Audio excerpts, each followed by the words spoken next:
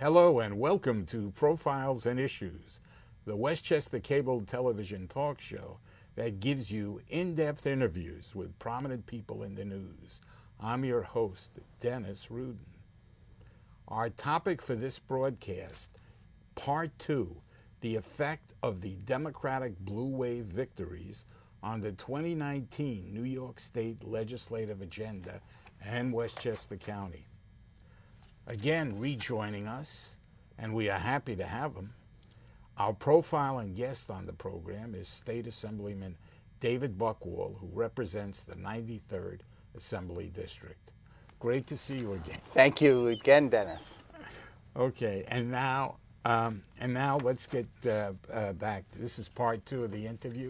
If you missed part 1, you can go to the DennisRudenshow.com on our website, or check out the calendar on your local cable TV public access. Okay, let's get into the. I'm sorry. We left off with the MTA, and right. I couldn't solve the MTA's issues in 30 seconds. So now you're giving me another 30 seconds, which is good. Don't we need restructuring? Really? I mean, there is no accountability, no responsibility. What is it going to take? And maybe the political pressure, has to come from the bottom up. You know, as an average person, I see Senator Schumer get on, all the big shot politicians. Everybody writes letters, and they probably throw them in the garbage. I don't know, but what do we need to do to get? Do we need a grassroots movement? Or well, look, the fundamental thing, we need to have an MTA that operates better, makes smarter financial decisions, and that is more transparent to the public. To me, the proof is really on the ground. What service like,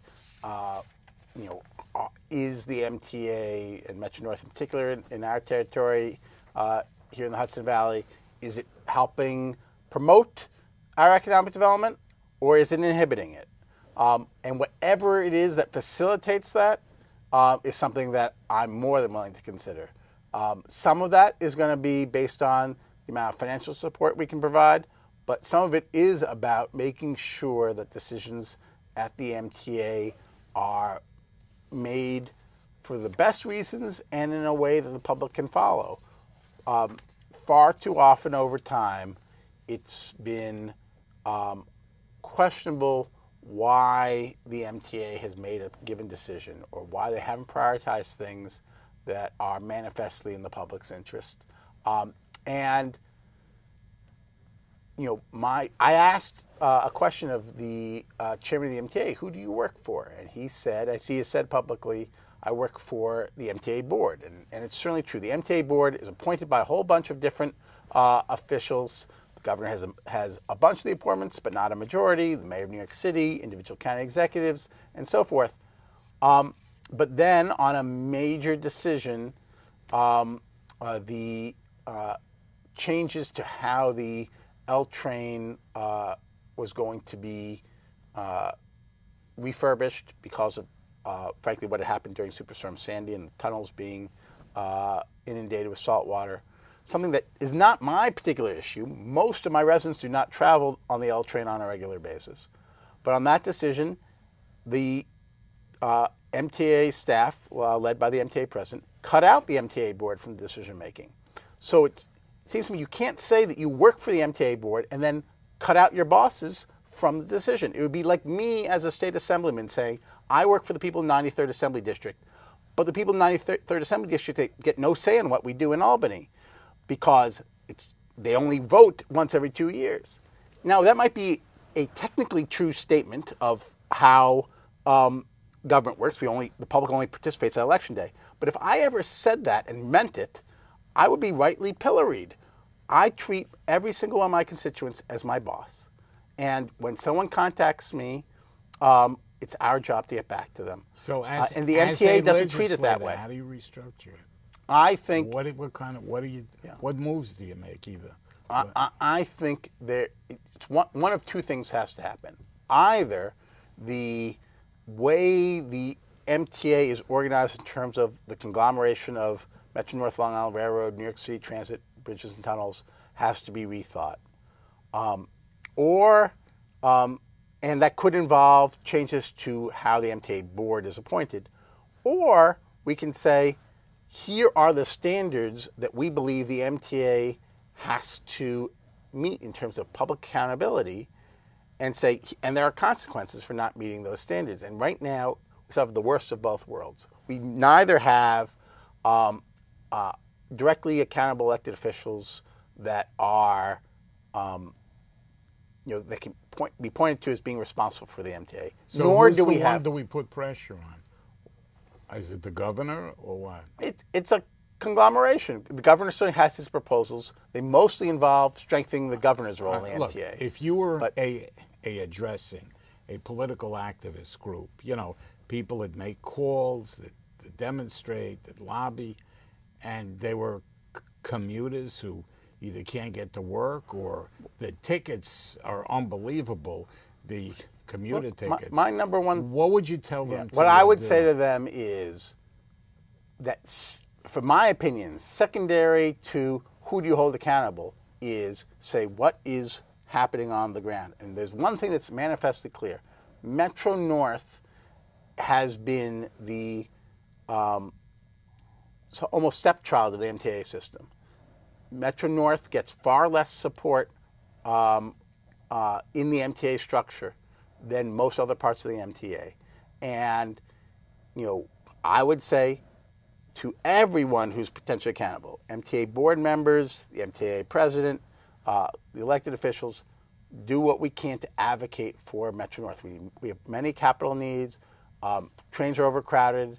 I know someone who's on such an overcrowded train that the conductor said, please stand in the bathroom for this train ride with 3 other people. We have to move on, but that's where I would focus on. Okay, now, this may not be a legislative issue, but the impact of New York on New York was so big, and the future of New York is so big. I feel compelled to ask you this, even if you don't have an answer for me, and tell me, but just to get you thinking, okay? I've been a New Yorker all my life. I love the diversity of New York, the multiculturalism, the fact that the middle-class people can aspire, that if they win a scholarship with education, and they promote education, etc., to help poor people also. But what can legislators do to make it more attractive for companies to come to Westchester County in New York? In other words, why did the Amazon deal fall through? Was it because there was not transparency by the mayor and the governor? Is it that New York can no longer compete with non-right to work, what do they call right to work states? Where they don't have problems with unions. Is there any strategy that's being formulated at all?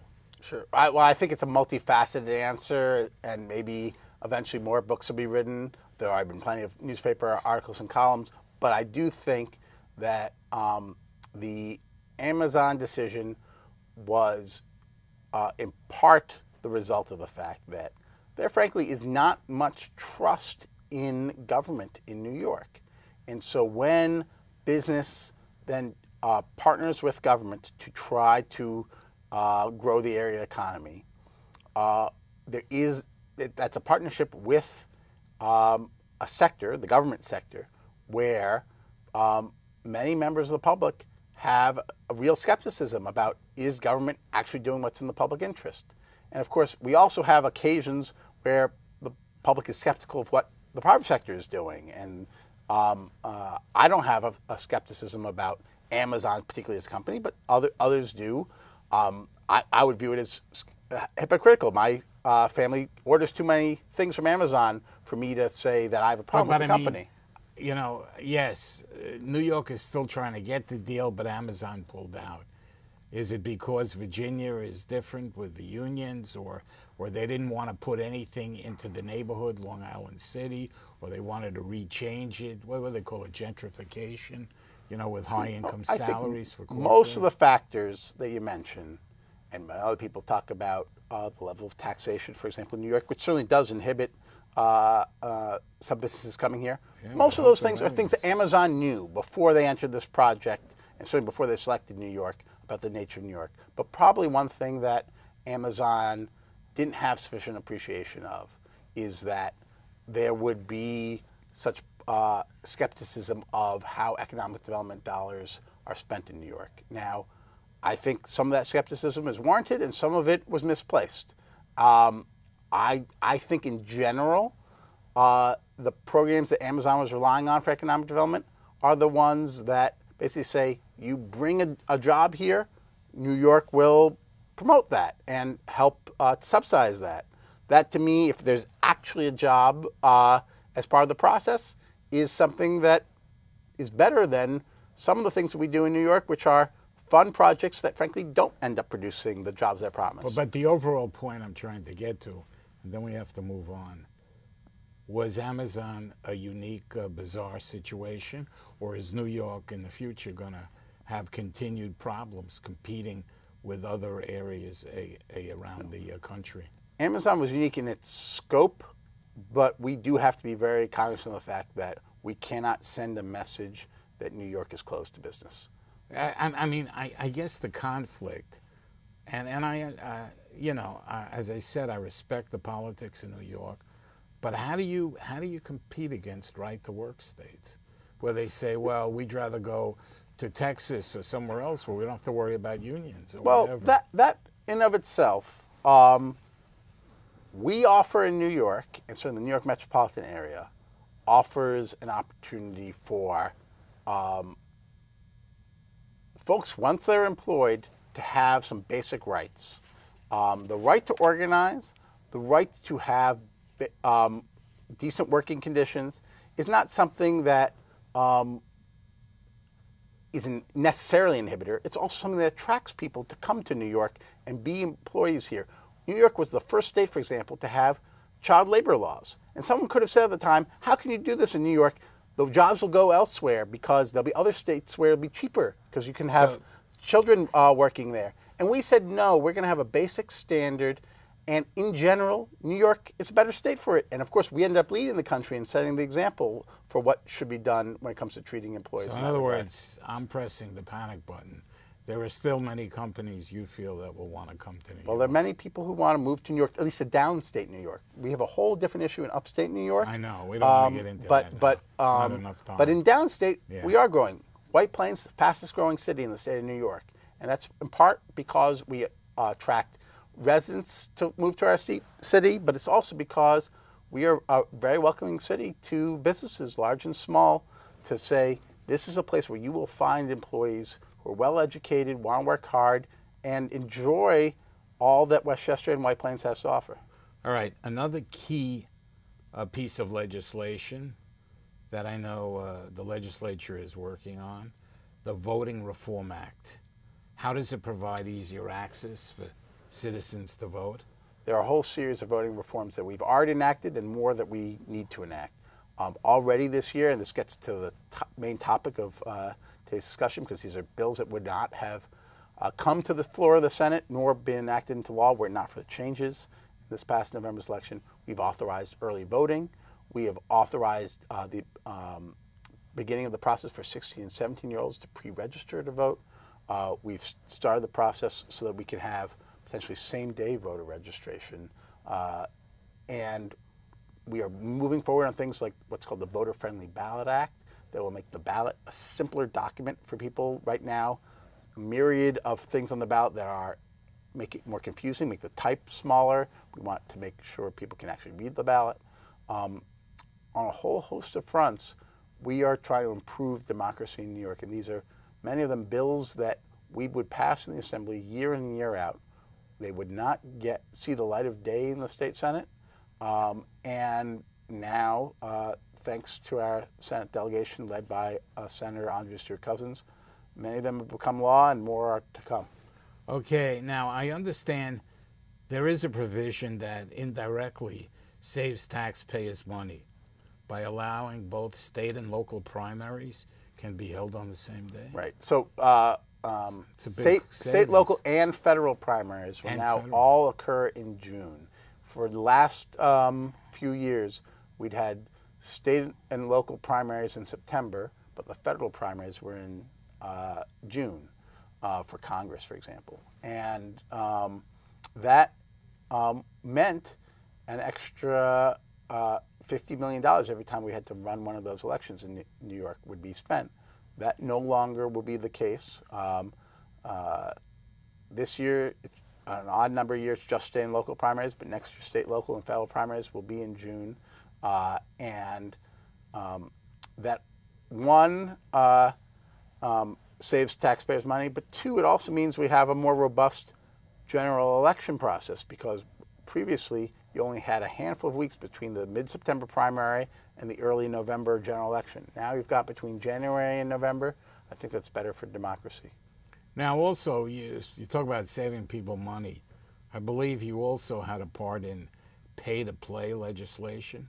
You want to Sure. I carry a piece of legislation that recognizes that, unfortunately, too often in New York, there is both a reality and a perception that the reason someone got a state contract is because they made a campaign contribution to the elected official that oversees that contract.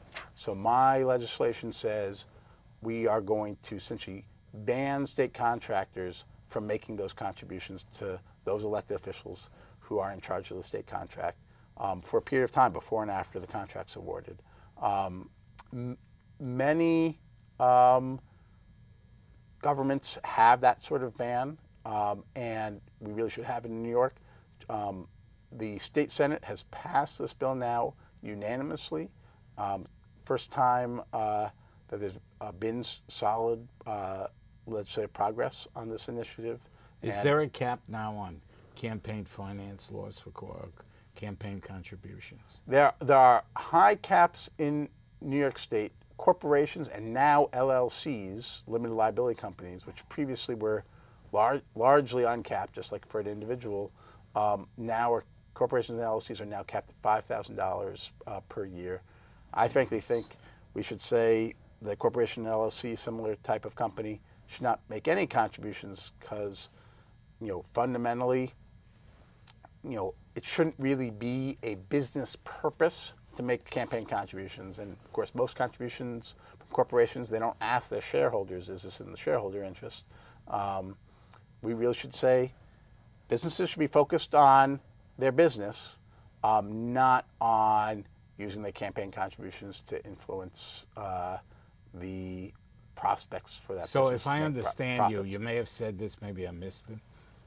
If a company or corporation does business with the state or whatever branch, you feel it should not be allowed to make any contributions? In the period leading up to the bid on that contract, and if they're successful for 6 months thereafter, there should be a period in which that government vendor doesn't make campaign contributions to the official that oversees that contract. There are, of course, thousands of other elected officials. If you're bidding on a contract in the state comptroller's office, you can't make a contribution to the state comptroller or to a candidate for state comptroller during that time. But the other officials in state government or in local governments or county governments, if you feel you need to make a contribution to that, this bill doesn't affect that. But at the very least, the official that's in charge of that contract should not be the beneficiary of a campaign contribution in close proximity when that contract's awarded. All right. This is an important issue, but we've got about 7.5 minutes, so we'll limit it to 2 minutes for now. No problem. I'm sorry about sound bites. It just hit me. 2 minutes is not a sound bite in our business anymore, I'm afraid. Okay. It's a history, huh? There's been debate and talk about, of course, corruption in all government, but part of the problems with New York State is that many lawmakers have outside sources of income, businesses, and sometimes their conflicts arise, when they serve on committees with legislation, etc. So then there's been this movement to raise salaries. And the question is there a salary high enough to raise that it will take the corruption away from the lawmakers? So just a day before we're taping this interview, a report came out about 34%, one-third of state legislators have outside earning income. So the majority of us, myself included, do not have outside earning income. I treat this job as a full-time job. But I recognize that's not the perspective everyone has. But it is the perspective that the New York State Legislative Compensation Commission had when it issued a report this past December. And it basically said there should be a cap on outside income, and they felt that certain professions, frankly, were even more directly a conflict, and so therefore they wouldn't allow any outside income from those professions. I think, in concept at least, the idea of capping outside income when pay has been raised makes sense. That's the rule that Congress has, that you can only have a certain percentage of outside income. On the other hand, there are certainly many colleagues who are very sensible of the fact that they are not going to be able to have outside income. My view is I can't see doing my job without devoting myself to it in as much sense as I can. I have way more things I can do as an assemblyman than I have time to do. And first of all, it's a privilege to have constituents contacting me all the time, to have constituent casework, bills I'm working on. Believe me, the number of tasks fill up the days very easily. Well, what you're saying is you're here to serve the people, not the people serve you. Well, Some that's certainly the people get case. it wrong.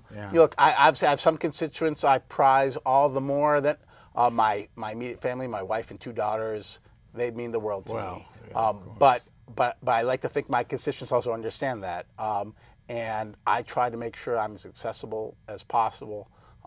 We sort of set a goal. I'm going to have to rush you on this. Yeah. Just quickly, in a sentence or two, your gut feeling, not you've told us the way you feel personally, but is the legislature mature enough or ready enough to really handle this, or you think we're just going to maintain the status quo? The topic of compensation, you mean?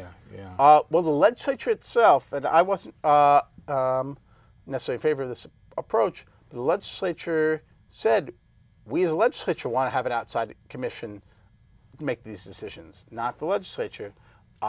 Now some of my colleagues are regretting that decision, but I'm sorry, you have to accept what the rest of the legislature voted for. My view is maybe that's not the way you should have done it, but it's what my colleagues felt was appropriate. I certainly feel you have to be much more publicly accountable and not shunt things off to a commission. Some other topics that are big for speculation. I don't know if they're going to get past this, and I'd like to know your opinion. Sure. We'll do rapid fire. The legalization. No, you can give an explanation. Okay. The legalization of marijuana for medical purposes and recreational use. The governor's proposed that as part of this upcoming state budget. My preference is that we address that topic outside of the state budget. I really feel that there are a multitude of issues that need to be addressed, not least of which is what it means for safety on the roads and training for law enforcement and so forth. So that's for recreational. How about for medical use? Oh, I support it for medical use, and I voted for it, and we have it now in New York. Okay. I basically feel in that case, the benefits far outweigh the potential costs. And I don't think there's been any particular problem with its rollout in New York so far. All right. Now, the economic aspects, because what I hear from a lot of politicians isn't so much what's right and wrong with the recreation. It's the fact that, we're going to get a lot of money and we want to do a lot, so this way it's going to help us pay. And I wonder whether that's the right way to go. That's one of the reasons I really do think this should be not dealt with in the budget, because if you do it in the budget, inherently the public believes you did it because of the revenue raising, not because you had a view of whatever it is, personal freedom or the inevitability of enough other states are going to have it and therefore eventually we need to do it. Or just recognizing, what's happened in other states and times have changed potentially. My view is if you do it in the budget, all of that goes out the window, and the focus is on the fiscal Yeah. motivation. And I just don't think that that's ultimately, especially since we have a compressed amount of time to Yeah. All right. pass a budget. I don't think that's the best way to All do right, I things. want to move on. The legalization of sports betting on major league teams. And again, economic pressures. Upstate New York, we have Yonkers Raceway here, and, you know, there's a lot of jobs at stake. Do you see any problem with that for society or not? I do. I'm pretty consistently an opponent of expanded gambling in New York State. I don't view gambling as a economic development tool. I think it's just moving money from one pocket to another. I'm also a significant sports fan, particularly baseball. I'm a Mets fan. My wife's a Yankees fan, so we're a mixed marriage. And I must think make interesting. it does. It does. conversations. My wife's original middle name was just the letter M, short for Mickey Mantle. So I definitely married into a Yankees family. But Okay. but I think there's also an issue of connecting sports and gambling in terms of their integrity. That's certainly been the historic problem. But more broadly, I just don't feel that it really is what we should do in terms of economic development. I know this topic deserves more, but 30 seconds. That's fine. Preventing gun violence bill. One of the most important things we've done as a state legislature this year. Extreme risk protection order. We've done that. We've done secure storage of guns. We've expanded background checks in New York. 30 days, I believe. I believe, it's demonstrable that states that have stronger gun laws are safer. And the prohibition of the sale of pump stocks, right? Bump stocks, which were used in the Las Vegas massacre, are now illegal in the state of New York. All right, David, thank you so much for coming Thank you, back. Dennis. And we got to have you on, but it's public servants like you that help me sleep at night. Thank you again. Okay, all of our programs can be seen on demand for free on our website. Go to thedennisrudenshow.com. I can be contacted by email at profile.issue@yahoo.com. All of our programs can be seen on Optimum Cablevision and Verizon Fios throughout Westchester County. Check your local cable calendar for the day, time, and channel. This is Dennis Rudin saying so long for Profiles and Issues.